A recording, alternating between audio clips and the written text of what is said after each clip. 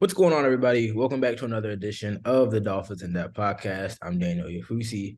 That is David Neal in Panthers gear from head to toe because he was right. I was wrong. I counted out the Panthers. I thought they were done. I thought they were doomed, but they came back and he took care of business in Boston. They're going on to the next round, but that's for another day. Welcome back to the Dolphins In Depth. There's another team in the playoffs still. Yeah, but it's not. Yeah. Old takes exposed. Yeah, the Panthers as well. 11-0 last night. The Panthers as well. We got all the sports.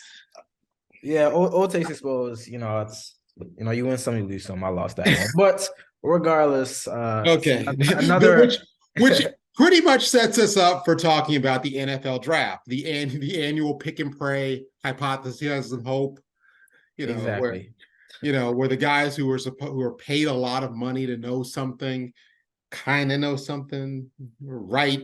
Yeah, good. But mostly wrong. 45% of the time. Segue. Right. Yeah. Perfect segue. Before we start, make sure to subscribe to the Miami Herald YouTube page, like, share, comment, as well as subscribe to the Miami Herald. So as David alluded to, very fun weekend. Even leading up to, I was gonna say, draft Friday, draft Saturday. You had the Heat take care of business on Sunday, getting ready to tip things off soon, as well as the Florida Panthers. But we're going to focus on the Dolphins here on the Dolphins In Depth podcast. The Dolphins, as we said last week, 4 picks, no first rounders, but they were busy on Friday and Saturday. They come away with a 4-player class, no trades up, no trades down. They just stay at their selections, make 4 picks. And they've got their 4-player class. And it was a very interesting weekend, I should say, because I think that the Dolphins entered the draft with clear needs in the eyes of a lot of fans, the eyes of a lot of outsiders. And they came away with players at both positions, but it maybe wasn't in the spot that people expected. So again, 4-player class, second round pick, their top selection, number 51 overall. They select South Carolina cornerback Cam Smith. Yes, a defensive back, a cornerback to be exact. They flip over to the 3rd round. They get Texas A&M running back Devon Achane, fastest running back in the draft, perfect weapon for Mike McDaniel's offense. But everyone's like, where are the tight ends? Where are the offensive linemen? That's all everyone had on their mind. So the reaction in real time to the Dolphins' top 2 selections was very, very interesting. Obviously, the Dolphins round that 4-player class out in the 6th round with Stanford wide receiver Elijah Higgins. But the catch is, the plan is to play him at tight end in the NFL. So kind of another college wide receiver to NFL tight end plan. They're doing that with Tanner Conner. Now they're doing that with Elijah Higgins. And then they round out their 4-player class with Michigan tackle Ryan Hayes, 7th rounder, kind of developmental prospect, but he's experienced at left tackle, 30 starts, 2-time All Big Ten selection. So the Dolphins have their 4-player class. They've reportedly agreed to deals with about 24 rookies that they're going to bring to minicamp, going to bring them into OTAs, training camp, and as they fill out their 90-man roster and they move on. But we're going to really break down that 4-player class. It was interesting for me, and again, in real time, to see the reaction, because if you were watching the draft Friday, obviously, only one tight end went off the board in the 1st round. So that was great news for the Dolphins. I mean, I said that I was like a perfect case, best case scenario. And as you go to round 2, hopefully you get some quarterbacks taken, some wide receivers taken, some positions that aren't positions of need for the Dolphins. But I believe the 2nd pick or so was Michael Mayer and or Sam Laporte, I believe. And then there's a trade up, and a team. I think the Raiders got Michael Mayer, and then all the guys that were on the Dolphins fans' wish list, they're just off the board. And I was kind of laughing to myself as I'm watching it. I'm like, they're not taking a tight end with that 1st pick. Like, they're not taking a tight end. It seemed like about 5 tight ends or so were off the board. And there was one that we talked about that a lot of Dolphins fans had talked about, Georgia tight end Darnell Washington. And he was there at 51, but the Dolphins didn't take him. It later came out that there were maybe some concerns about some knee issues and whatnot. But there still was some other guys that the Dolphins left on the board on tight end and offensive line. My first reaction at corner was, all right, well, this must be their best player on the board. For them to, bypass tight end and offensive line, which are by far greater needs. But the more I thought about it, I kind of slept on it after Friday night. And you listen to Chris Greer talk about him being talented and him being a fit for their defense and what they want to do with Vic Fangio, the new defensive coordinator. And I'm thinking, I mean, this was a defense that, by mid-season last year, they were down cornerback 2, Byron Jones, cornerback 3, Nick Needham, I believe cornerback 5, Trill Williams, Kader Kohu, who was starting, was out, by mid-season, he missed the game. And you had, essentially like special teamers playing significant snaps. I know they got Jalen Ramsey, but, if that was, I say like we talk about draft grades and we were kind of joking about it before. Like, I'm not a fan of draft grades. I'm not a fan of saying, oh, this guy was a great pick or this team hit out the park. Because frankly, we're not going to know for another 4 or 5 years. Yeah.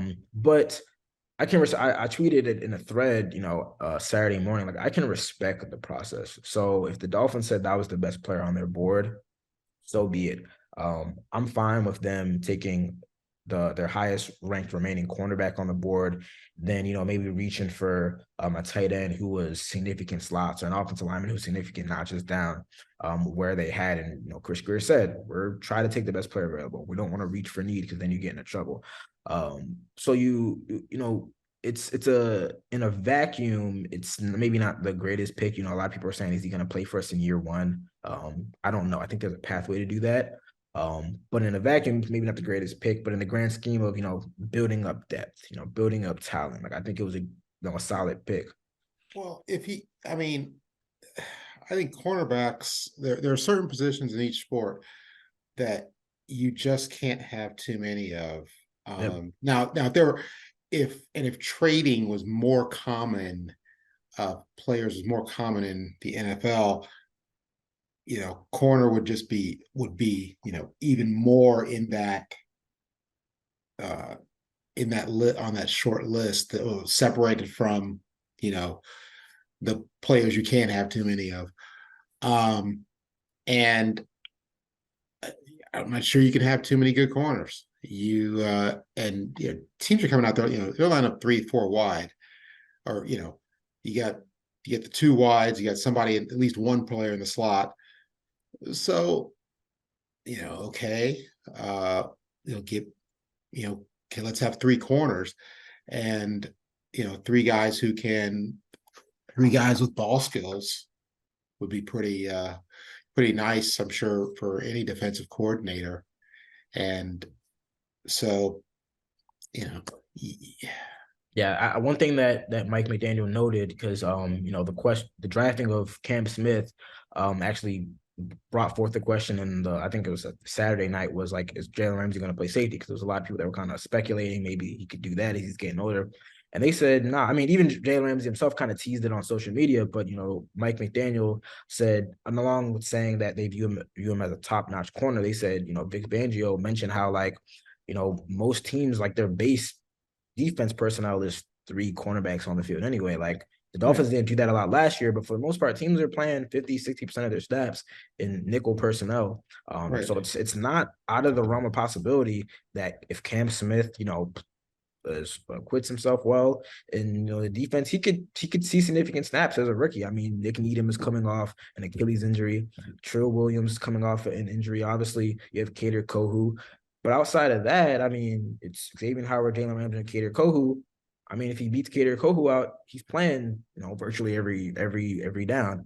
And there are options because you have so many cornerbacks and that can play different spots to do some creative things. So obviously in a vacuum, it's like, all right. I think the thing about maybe some fans is like they saw that number 51 overall pick, and we talked about how, like, all right, it's pretty much a top 50 pick. The way the draft boards and people fall down and people reach, like, the notion was like, all right, you're gonna get a top, maybe not like a first round player, but a legitimate top-notch player that's going to contribute to the team in 2023 as they try to pursue a championship. So when you see cornerback, you're like, oh, you got 2-3 cornerbacks that are starting caliber right now. What good is that going to do for you? Where you kind of maybe forget what happened last year. So obviously, I don't think he's penciled into a spot, but I don't really think that anybody would have been, that they drafted at 51 would have been penciled into a spot. So we'll see what goes there.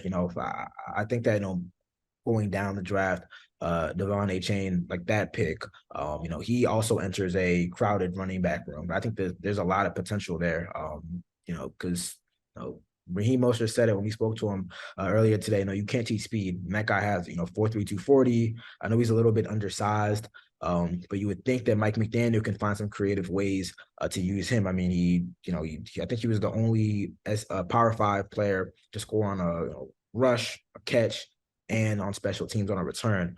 So he's undersized. He's not going to be that bell cow guy. I mean, I don't expect him to be a guy that carries the ball 20 to 25 times.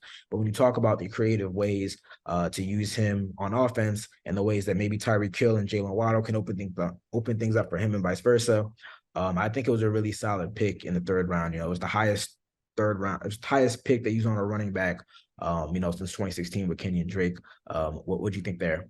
I don't know. Not That a was a fan. tough one. That was a tough one. I mean, yeah, you could get a Darren Sproles kind of player with him, a guy who can, as you said, can do do the multitask, multiple position, and give you something dynamic in the return game where you don't have to use like Tyreek Hill punt return, or if when you're getting that late in the game, maybe you have an itch. Okay, we really need a good punt return here. You don't have to.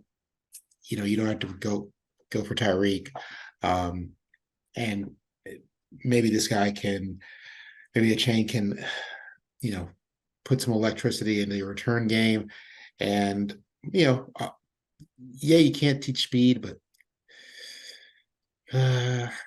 there's been a lot of fastbacks. Yeah, no, but the thing about him is, there was a quote where it was like he is not a, he's run track, he ran track at Texas A&M, but the quote on him is he's not a track player playing football. He's a football player that can run track as well. Run fast, right? Yeah. And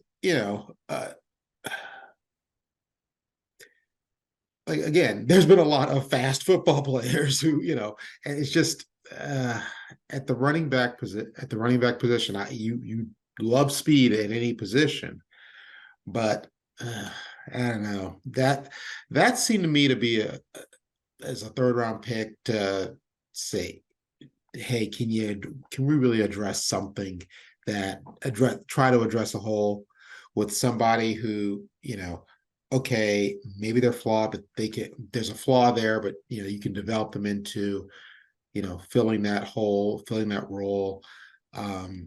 Somebody who slipped down a little bit that you liked. But again,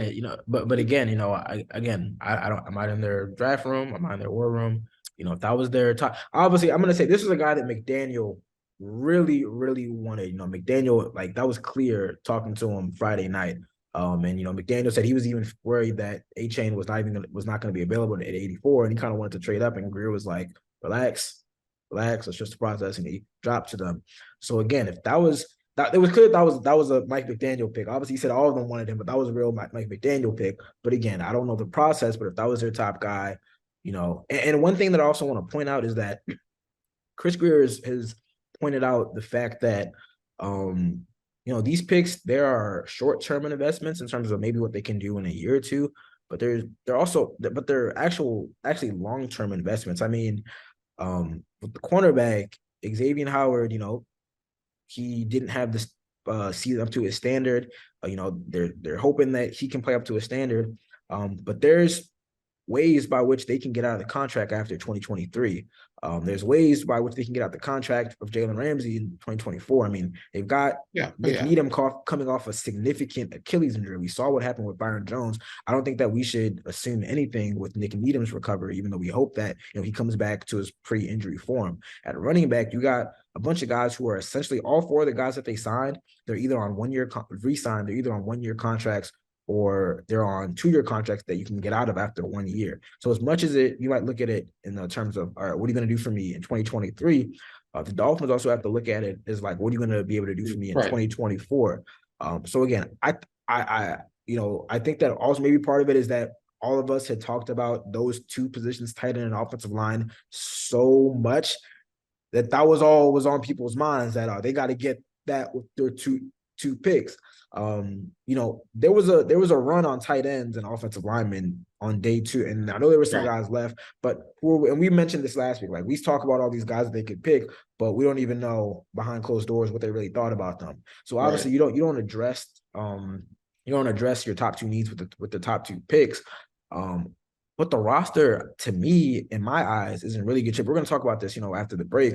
But the roster is in really, really good shape. The one thing I will say, if you talk about the picks, which I understand people's kind of frustration is, all right, if you're searching for a tight end, why are you drafting a wide receiver, to try to make him a tight end? And I know that that's something that McDaniel has done in the past. They're trying to do it with Tanner Connor. Didn't pan out so great in year 1. They talk about with Elijah Higgins, him having the profile to do it. He's done a lot of kind of some of that slot, tight end type of work. And they say he has the body for it. That's the one thing I'll say, like, I'll concede, if you're going to get a tight end, why don't you get like an actual tight end who maybe doesn't have to adjust as much, to a natural tight end. And that seems like, it's a 6th-round pick. So in and of itself, it's kind of a shot in the dark. And then you mentioned that you also factor in that, he's converting to a new position. I'll concede that, if I say that the most questionable pick, maybe that's probably it. Because you're taking a guy who's never played, the tight end position in the NFL, and the transition to the NFL is hard in and of itself, and now you're asking to play in a position. I will concede that. I think that it is an interesting kind of experiment, because when you kind of convert all of his measurables and his speed and agility and kind of put him in, compare him to tight ends, he's one of the most athletic tight ends in the draft class. I'm just not sure right now. It remains to be seen whether that's actually going to translate to the next level. Yeah, and look, you're not in the 2nd and 3rd round.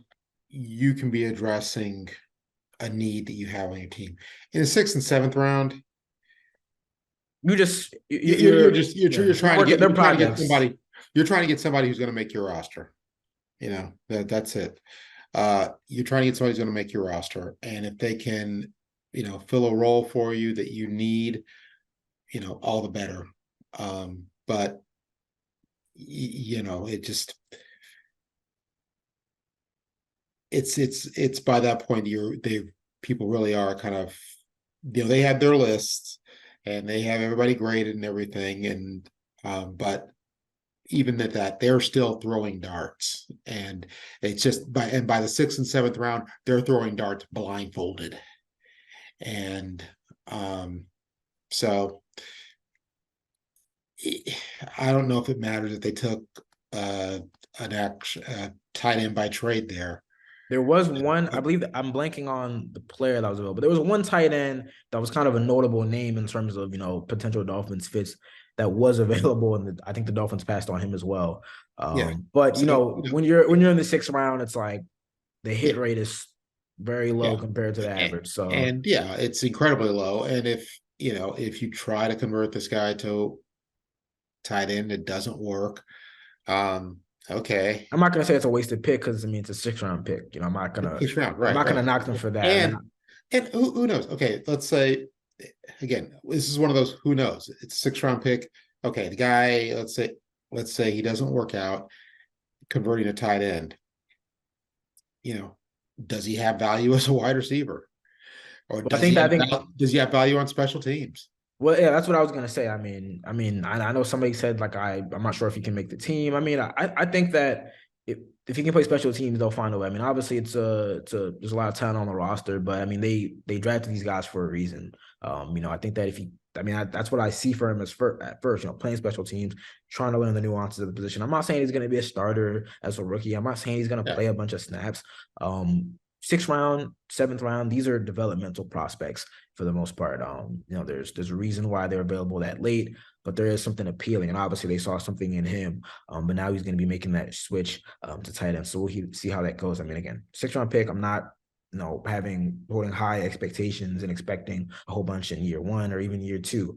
But they obviously saw something in him there, so we'll see how that goes. And then obviously, rounding it out with Ryan Hayes, again, 7th-round pick, didn't play offensive line before. I'm still coming to Michigan, but he, like I said before, worked his way to being a standout all Big Ten selection. But again, developmental prospect. I even wrote about it when I kind of broke down different roles for these guys. I think it's in the Dolphins' best interest if he's a developmental prospect, working on working with the reserves, working on his game, as the Dolphins kind of look for some veteran options as they looks like they've been doing. All right, we're going to take a short break, but when we come back on the other side of things, we're going to take a look around the AFC East. David Neal, he broke down each team in the NFL with some capsules. So he's the perfect man to break down all the other Dolphins division rivals class. We're going to talk about that as well as what is next for the Dolphins. And we got rookie minicamp coming up, OTAs, and before you know it, we're going to be at training camp. But we're going to break down the roster and give our thoughts on that. So stay locked with us. What's going on, everybody? Still here on the Dolphins In Depth podcast with David Neal, talking all things Dolphins. Now, in the first half, we broke down the Dolphins 2023 draft class pick by pick. We're going to take a It's funny. Well, it didn't take long. I mean, it was like 4 picks. I mean, we broke it down pick by pick. Like that was an arduous process.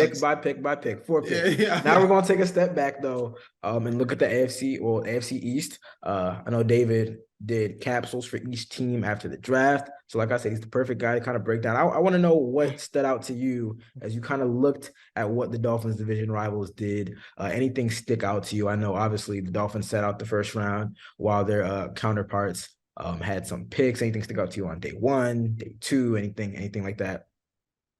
Well, the Patriots, who I think the consensus has to be if Aaron Rodgers is anything close to being Aaron Rodgers, that the Patriots are now the number 4 team in the division. And but they're not a team that's, they don't have that mentality. So they spent their first 1, 2, 3 picks on defense, and we're at each level. They took a corner, a pass rusher, linebacker. Bill Belichick, his background is defense, and he's living in a division with, he's got Aaron Rodgers in New York. He's got Josh Allen in Buffalo in that offense. He's got the Dolphins offense, which is as explosive and dynamic as any in the league when everybody's healthy. That's 6 games to deal with. So that obviously, and I don't think he's under the illusion that his own offense is going to win any shootouts with any of those 3 entities if they get into a shootout. So clearly trying to get better on D, to slow down division rivals, get out of at least try to get in the mix and try to get into the mix with, while Mac Jones does whatever or either plays it out or, drops a load, does whatever. But they also took a kicker and a punter. They drafted. They drafted the best kicker in the class, Go Terps, Chad Ryland. So I don't have a problem. I know you're unbiased Maryland grad. So you're gonna sit there and go, oh yeah. They still drafted. They still spent a 4th round pick on a kicker. I'm not gonna lie. I don't mind drafting a kicker in the 4th round. Once you get to the 4th round, it's like 50-50 if that. Like I don't mind drafting a kicker if he was the first or second best kicker in the draft. It's even worse for kickers. No. I mean, it's even worse for kickers. There have been great college kickers who came in the NFL and they couldn't kick for damn. And there have been, we're arguing about a freaking kicker, man. Like I know, but really. If he's solid for 10 years, I mean, that's probably better than anything else they would have taken in the first round. Well, yes. But if any other player they took is solid for 10 years, it's better than the kicker. Kickers win you a lot of games, man. I know kickers can win a lot. Adam Vinatieri, they won a lot of games. So did Stephen Gostkowski, but Yeah, I know you're sitting there defending the guy because he's Maryland, though. Yeah, I probably would have said it was trash if he wasn't from Maryland, but that's besides the point. No, Go no, on. I'm not saying he's trash because he's from Maryland. I'm just saying I'm not drafting a kicker. I'm not drafting spending 2 draft picks on a kicker and a punter. I hear you. I'm Oh, they not. traded. I'm You're right. They not traded up too. You're right. They the most traded up. fungible position in the most, like, you see kickers literally kicking for one team one week, another team another week. That's because they trash. One of the first games I saw, no, one of the first games I covered, Dolphins games I covered, after leaving the Panthers beat was I think it was Elling who the Vikings basically cut the guy. Tennessee picked him up. He kicked for Tennessee that week, but the Vikings always essentially told him, "Look, this is just a roster thing. We're bringing you back in like 2 weeks." And they brought him back in 2 weeks. Any position that people can do that with, come on. I don't think you spend a 4th round pick on, but they do their own thing. The Patriots do their own thing. A 6th round pick on a punter, on the other hand, I don't necessarily mind. But a kicker and a punter in a draft where you have a lot of roster holes and you're the 4th best team in your division. Okay. I hear you. Now, as for those dog-ass Jets, as Dan Jenkins would say, they Well, I was gonna say what's interesting. Early. I was gonna say what's interesting in about the Jets in the 1st round, because I'm looking at it right now, is so when they traded for Rodgers, they had the 1st round pick swap. So they went from 13 back to 15. And a lot of people were saying doing that may have thrown them out of contention of getting one of the top 3 linemen. And as I'm looking at it right now, they just missed out on Broderick Jones at 14 because the Patriots traded back with the Steelers, allowing them to move up, and they took who was it? Broderick Jones from, I think it was Georgia, or maybe Georgia, who was the 3rd best, kind of like one of the top. He was like the top three linemen. Obviously, there was Darnell Wright who went to the Bears, and then you had Peter Skoronski who went to the Titans. But that trade for Aaron Rodgers more or less kind of cost them, one of the top 3 offensive linemen. I know they made some signings now, but after the 1st round, they spent the next 2 picks on linemen to try to preserve Aaron for another couple of years. Maybe. Yeah, but obviously, it's different from getting some top 3 offensive linemen in the draft. Usually, again, this is the draft. You're right. We can all remember, offensive linemen who were, they're going to be, the guy, that's their lock. Oh, they're going to be there for 10 years. And they were, they were turnstiles by year 2. But no, they went, the outside linebacker from Iowa State, that was an interesting pick, I thought. I always find it interesting, teams with a good defense draft a really good defense, draft defense, because it's not. I don't think that's necessarily a bad idea to try to make a good defense very good to great,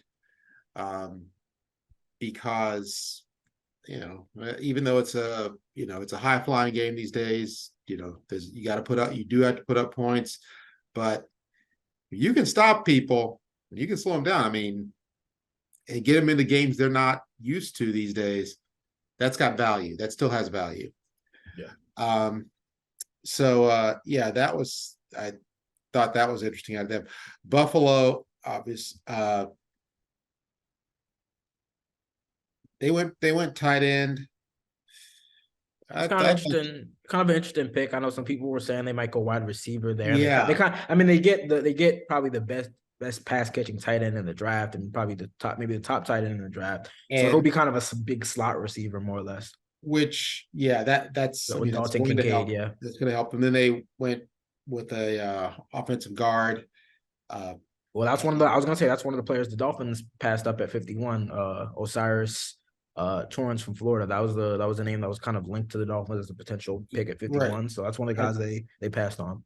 I thought that was interesting. The Bills' running game, even if you take out Josh Allen, the Bills' running game was kind of decent. Was was pretty good. Because I think the impression, or at least I felt like the impression is their running game is, you got Devin Singletary every now and then, but it's basically Josh Allen either scrambling or running some, designed, read option or power, quarterback power. And if you take Josh Allen out, it's still really good running game on yards per carry. Uh, the I wonder how Torrance is going to do in pass protection, because if that's one thing you might want to, I'm sure teams, you want to press the pocket with Josh Allen, with any quarterback. You want that pressure up the middle just to keep them from being able to step into the throw. And, if they can't step into the throw, that just takes that little bit off that turns, a 30, 40-yard completion, catch and run, or, one to the house into an incompletion, an interception, or you're making the wide receiver do something really impressive to make the catch. They went linebacker after that. They, down the draft, 5th round pick. They took the wide receiver from Florida, but 5th round and on, you do what you do. Like I say, the whole thing is such a hypothesize and hope that from the 5th round on, whatever you do, okay, fine, whatever. There's no use us kind of breaking that down. But I didn't find their draft. I didn't find it really affecting either way. It was kind of, okay, that's what they did. I still think they're the best team in the division, but I don't think there was. I was gonna say I don't think there was anybody. I mean, I think the Patriots had the most picks out of. Oh yeah, they. But I don't think it was like the high end draft capital that I could say like really moves the needle. I don't even like saying that, like really declaring like big needle. Like I don't like kind of adjusting kind of where I had teams based off the draft, unless it's like something really crazy. But because you just don't know. I mean, you can do that. You can do that with free agent signings because you have a record. You have like you have past production. You can kind of look at fit, but you just can't do that as much with when you have no track record, and also you have the memory. If you have the memory of just Jamarcus Russell, that's a cheap one. It's cheap and easy, but or Brady Quinn. I mean, same draft. Everybody went. I remember people going down here went crazy when the Dolphins skipped over Brady Quinn and took Ted Ginn. And yeah, okay. At the time, it seemed like, what the heck are they doing? And and then enhanced by the the Cam Cameron press conference, afterwards talking about Ted Ginn and his family, and we've got to turn that thumb this way. But at the end, look what happened. Ted Ginn played in the league for 15 years. By the time he was done, Brady Quinn had already was already like, on radio shows and, TV and doing post-career media had been doing that for a while, so, was it that bad a pick? Not really. And, we all, if you have the memory of how many times we were just, everybody's been wrong, you've been wrong, teams have been wrong. It's just, you can't sit there and say, oh, this team just got a lot better today. Yeah. Oh, you can see what they tried to do. Yeah, I mean, at the top of the draft, obviously with the teams that got, the top quarterbacks, and again, we don't even know what they're going to do, but you would think, maybe they got better, You Achilles Smith? That's true. Don't make me say Tim Couch up in here. Yeah. Just no way to know. But I mean, no, there's no way to know. I think that, we're kind of at an interesting spot, with the construction of the roster, because we're already kind of 2 waves into free agent past the start of free agency. You have the draft has concluded. Like I said, rookie mini camps are this week and the following weekend. So like the roster is really starting to come into shape. Really, I mean, the Dolphins more or less now. I think they've signed they're signing about 20 undrafted rookies. So like more or less, the 90-man roster that they're going to take into training camp is more or less here. And Chris Greer and Mike McDaniel said they're still looking out for moves. I know they're still kind of linked to Dalvin Cook, so maybe that's something to watch out for. They've been looking out for offensive tackles. And when I look at the roster, I mean, that's the kind of like the one spot that I'm really looking at, like the offensive line. Like, who did they bring in as a veteran option on the offensive tackle? We talk about, kind of the hits and misses in the draft. The team, source confirmed that they're not picking up the fifth-year option for Austin Jackson, the right tackle, as well as cornerback Noah Igbinoghene. You look back at that 2020 draft class, they have 3 first-round picks. You take Tua at 5, you take Austin at 18 and Noah at 30. And now you have 2 guys who, could be free agents departing the team after this season. But Chris Greer said that specifically with Austin Jackson, still the expectation that he's going to be the right tackle, but they have been looking for veteran options. They brought in Cameron Fleming, who was with the Denver Broncos previously. And that's the one spot where I'm like, you got to find somebody. When they say the expectation is, I think that's kind of coach speak. That's kind of, that doesn't, that to me, that doesn't feel like a outright, kind of backing. When you say the expectation is, that you can say the expectation is something, and then you bring in somebody else. Like, I'm curious who they bring in, because I feel like they have to bring somebody in at offensive tackle. And if they do bring somebody in offensive tackle, is that person going to be legit competition, or is it going to be just somebody that's here to, be a backup and be depth? Because I feel like the past year, they had opportunities to add legitimate competition for Liam Eichenberg at left guard and Austin Jackson at right tackle. And I don't know if they ever did that. So for Chris Greer to say the expectation is that Austin Jackson is going to be the right tackle, I found that kind of interesting, especially when they've clearly been looking for veteran options. I mean, he confirmed that they reached out to Taylor Lewan. So they're bringing somebody in. So I'm curious, when they bring that person in, what is that role? The expectation to me always means that kind of means, we would like to replace him, but we probably won't be able to. I mean, like I said, we talked about it a lot. I mean, this is the last year. I mean, he's not under contract after this. They gotta figure something out. They gotta figure if there's something there.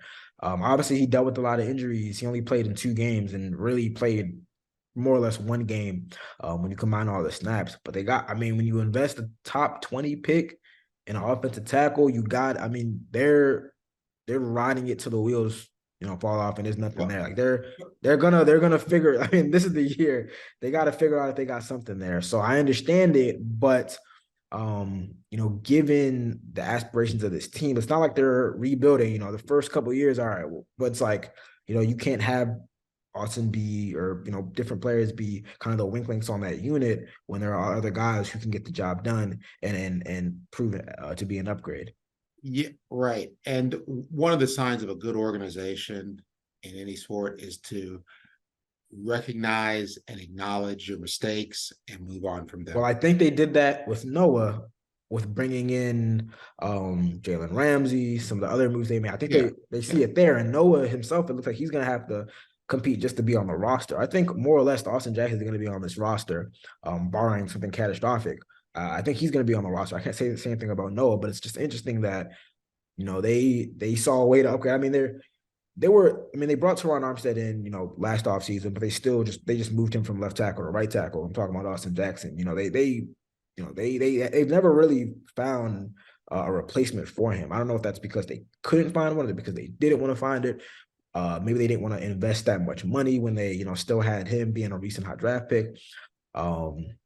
But I mean, this is the year. I mean, this is the year. And I think that, I don't want to say like the season's going to be banked on this, but, this time next year, a couple months, several months, we could be either saying Mike McDaniel and Chris Greer, they knew something we didn't, and they brought the best out of Austin Jackson, or it could be maybe the stubbornness to not admit your faults, held this team back.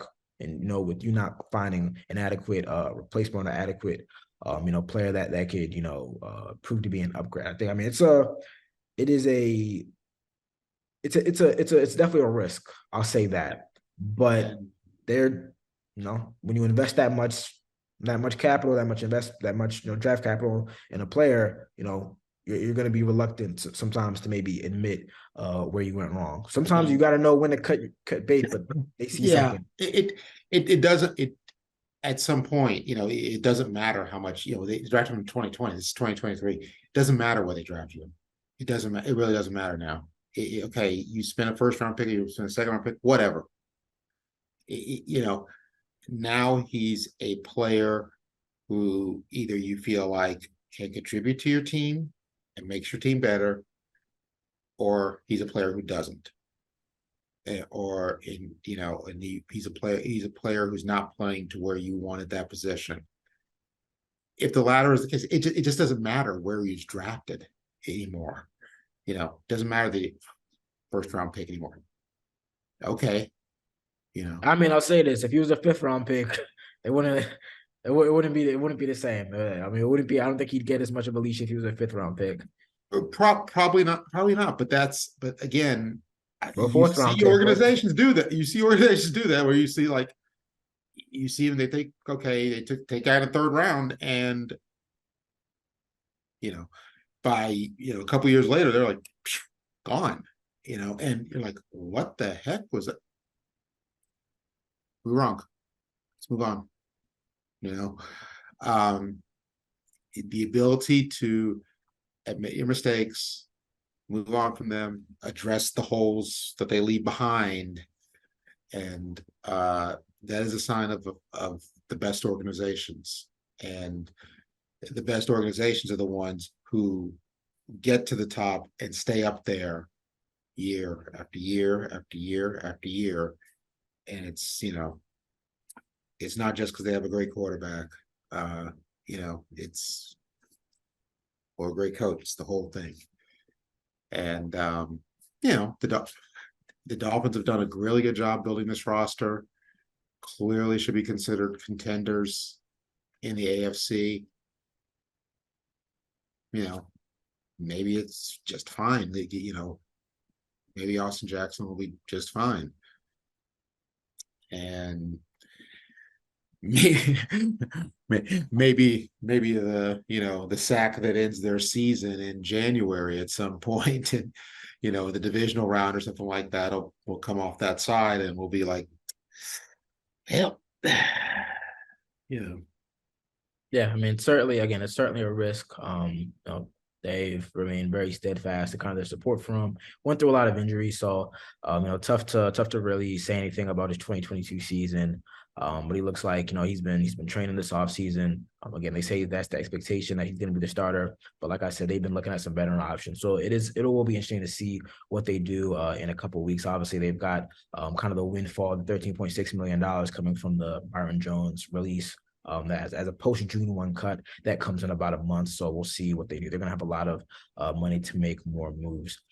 So again, still a couple weeks away from OTA's training camp, still a couple months away, but the roster is really starting to take shape after the draft. All right. Well, that brings us to the end of another edition of the Dolphins In Depth podcast. I want to thank you guys, as always, for tuning in. Reminder, as always, like, share, comment, subscribe to the Miami Herald YouTube page, as well as the Miami Herald. Yes. Yeah. Go Panthers, because bring us money.